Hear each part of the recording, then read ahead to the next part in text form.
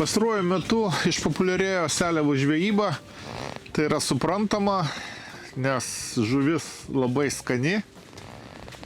Tiesa, ją pagauti nėra taip paprasta ir reikia ir įrangėlės visiškai kitokios nei įprastai polediniai žvejybai. Ir netgi tos tokios, vadinkim, komforto įrangos reikia daugiau. Įrangos seliavų žvejybai daug. Reikia rogučių. Optimalios yra 1,20 m rogutės. Ir kompaktizuoti naudojant dėžutes ir dėkliukus. Net ir šiltų orų palapinė praverčia, jeigu yra vėjas, nes seliavos labai atsargiai kimba ir gali vėjas imituoti kibimą.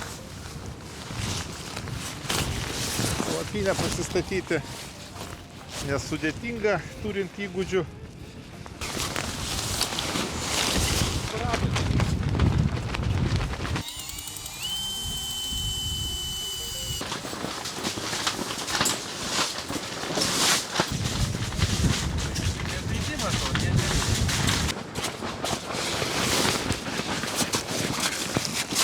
Palapinėje geriausiai įsidėstyti, jeigu keturiese, čia yra keturvietė palapinė, tai galima nugarom centre atsisėsti. Dabar kaip tryse žvejosim, tai nugarom eisim prie vienos pusės. Ir atstumas tarp ekečių jisai turėtų būti bent jau metras, nes seliava jinai pakankamai tokia judri ir gali kaimyną užkabinti ir tas atsipainiojimas po to užima labai daug laiko. Ir jaučiamės praktiškai kaip namuose palapinėje.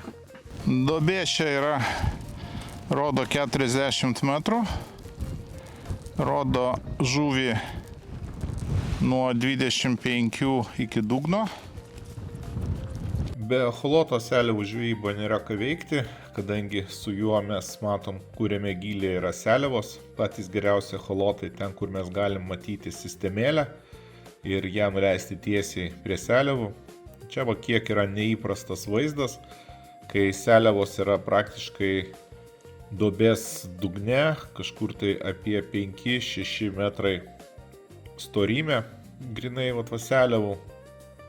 Na ir echolotas, jisai išlaiko tą entuziazmą, kai nebekimba, bet echolotas vis dar rodo, kad ten yra seliavos. Žaidi ir įžaidi.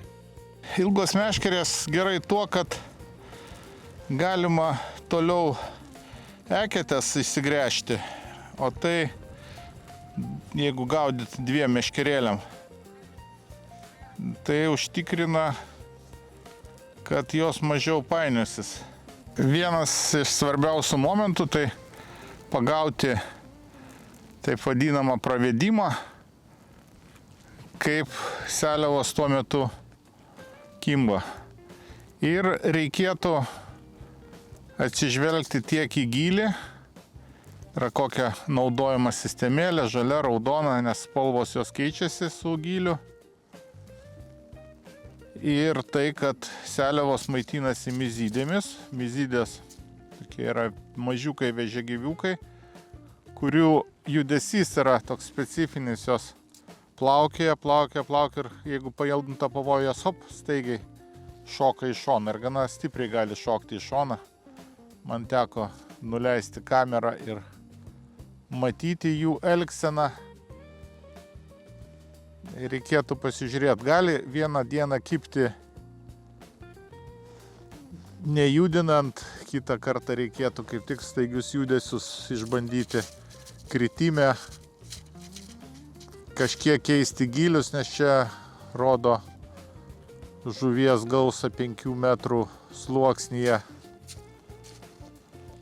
Ir gali vieną dieną kibti su gyvais masalais, pavyzdžiui, porą uždėti trūklio lervų, bet tai yra jau tos masalinės sistemėlės ir dabar bandau gaudyti su be masalinėmis sistemėlėmis, kurios išpopuliarėjo paskutiniu metu. O, kas čia? Čia yra seliavytė.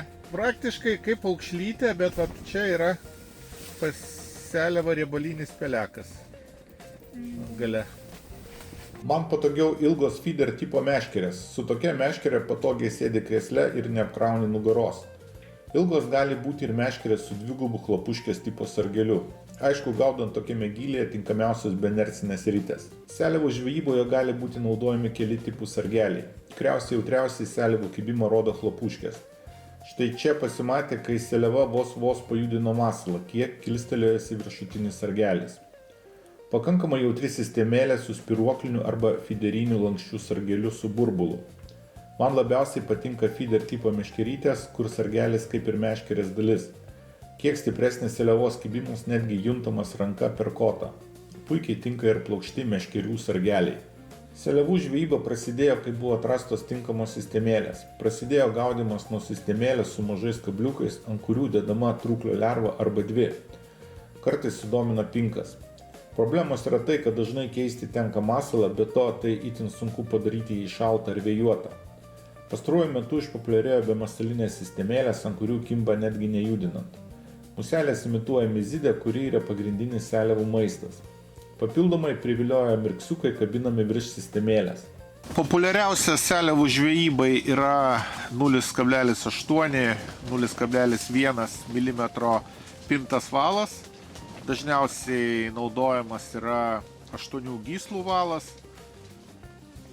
nes, pintas valas jisai atatampos neturi, ar turi mažiau nei įprastas valas ir matysim ir kibimą geriau ir pakirsti bus lengviau. Atsargiai kartais aukščiau pakėliau, irgi dabar buvo šioks toks kibimas, tenais ant to pavadėlio kiek leidžiasi muselė ir dabar kimba grinai ant to paskutinio momento, kai nusileidžia kažkiek tai. O. Geras, gavo, Turim. Termo. Žemiau. Seliavas privilioti, o tiksliau sulaikyti vienoje vietoje padeda šėrimas. Populiarus yra vadinamas džokeris, mažos trūklinių uodų lervos. Jomis periodiškai šeriama nedidelėmis dozėmis, stengiantis, kad būtų pastovus džokerio debesėlis. Dabar populiarėjo skaidrios uodo lervos karetra. Jos itin tinka seliavų žvejybai, nes nesileidžia, o laikosi tame pat gylyje. Todėl jas reikėtų nuleisti su šėriklėle iki gylio, kur echolotas rodo seliavas. Seliavytės tokios labai jau nedidelės, nedičkos, po 10 tikriausiai gramų, bet gaudyti labai smagu. Ir naudojant šią sistemą, kurią aš papasakojau, galima bus pagauti ir didesnių seliavų. Priklauso nuo ežero, netgi kartais nuo laiko priklauso. Ir jeigu patiko, spauskite like. Dešinėje pusėje prenumeratos mygtukas, nei žvyno, nei uodegos. Seliavos 3 dydžių, čia didžiausios, aišku, nelabai jos didelės, matėme ir didesnių. Jas mes pabandysim padaryti paplotėlius keptus. Čia mes kepinsim miltuose ir kiaušiniuose, o šitas seliavas mes pasūdysim. Nuimam galvą, perpjaunam pilvą. Bet perpjaunam ne tik pilvą, bet iki pat uodegos peleko. Išimam vidurius. Seliava jau pavasarinė, be ikrų. Ir kišam pirštą po stuburu. Ir taip einam, išimdami stuburą ir kažkiek tai ir šonkaulinių kauliukų. Seliava šviežia, kauliukas laikosi labai gerai, bet įgudus neprarasit mėsos. Prie galo nuraunam uodegytę, dabar peleką apatinį nuplėšiam, čia viskas gerai, ir nugarinį taip pat.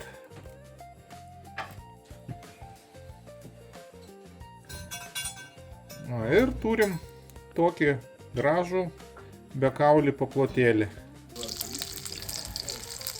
Čia kepa paplotėliai iš seliavos, kiek į miltus, į kiaušinį, į vieną pusę porą minučių, kitą pusę porą minučių ir būtinai į karštą aliejų. Kepimui ir sūdymui seliavas galima ir su peiliuku praeiti. Nupjaunam galvą, išdorojam.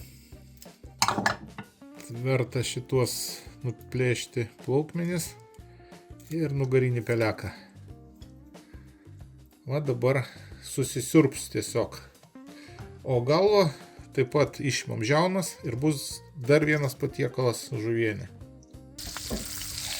Klasikinis receptas – apvolioti miltuose, tada kiaušiniuose ir pakepinti gerai kaitintam aliejuje. Nes jeigu aliejus bus prastai kaitintas, tai jo prisigers į žuvį.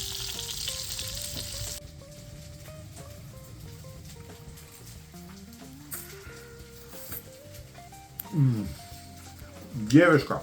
Seliavą per naktį pasūdėm 6 procentų druskos ir 2 procentų cukraus tirpale.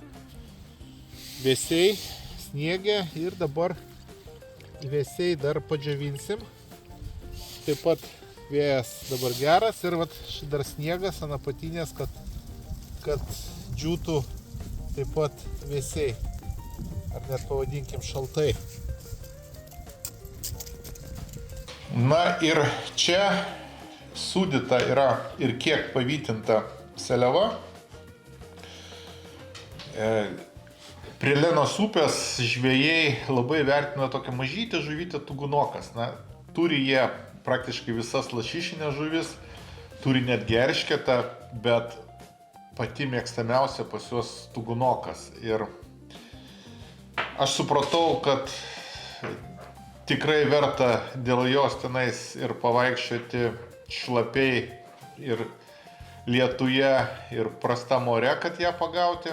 Jie tenais su tinklais traukiamais gaudo. Po to, kai man ją davė paragauti. Iš to, ką aš padariau, iš lietuviškų žuvų, tai va šita yra pati artimiausia tam, bet, na, gal kiek dar tolokai nuo jos. Gal ir padariau ne taip, nes tugunokas daromas ir su viduriais, ir su galva, tai reikia sekant eksperimentą padaryti taip. Bet, na, žuvis tikrai labai skani ir manau, kad receptų daugiau surasit, aš įdėsiu į aprašymą skonio gidas, viskas.lt ir anonsas portalų nuorodas, kur yra seliavų receptai. Na, o apie žvejybą galima paskaityti straipsniuose anonsas.lt ir viskas.lt, kurių nuorodas taip pat įdėsiu į aprašymą ir kur dėsiu atnaujinimus, tai kas yra naujausia. Tai jeigu patiko, spauskite like, dešinėje pusėje prenumeratos mygtukas, bus ir daugiau gerų filmų, na ir nei žvyno, nei uodegos ir skanaus iki.